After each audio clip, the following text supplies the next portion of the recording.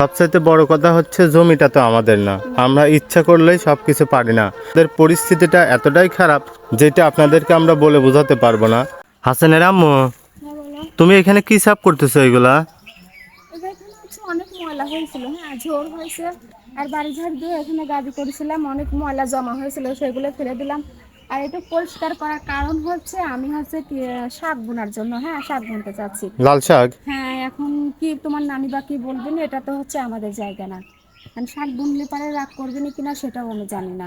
তবে শাক বুনলে যদি হতো তাহলে আমাদের জন্য অনেকটা উপকার হতো, মানে সব সময় তো আমাদের তরকারি কেনাটা অনেক অসম্ভব হয়, আর টাকাও থাকে না। আর তুমি অসুস্থ, কাজ ঠিক মতো করতেও পারো না।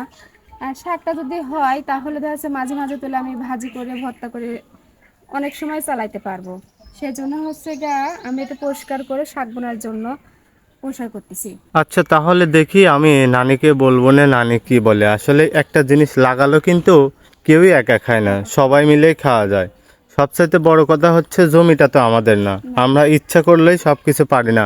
অনেকেই আমাদেরকে অনেক কথা বলেন, কিন্তু আসলে আমাদের পরিস্থিতিটা এতটাই খারাপ যেটা আপনাদেরকে আমরা বলে বোঝাতে পারবো না। মানে আমরাও কিন্তু সবসময় চাই যে নিজেরা কিছু একটা করতে বাড়িতে। আমি অসুস্থ মানুষ, যাতে সেইটা থেকে একটু হলেও আমি উপকার হতে পারবো, কিংবা একটা জিনিস কিনা লাগবে না। তো যাই হোক ফাতেমা, তুমি এখানে পরিষ্কার করো, তারপরে নানিকে বলবো আমি 10 টাকার হচ্ছে লাল শাকের বীজ নিয়ে আসি, তখন হয়তো এভাবে লাগাই দিতে পারতাম।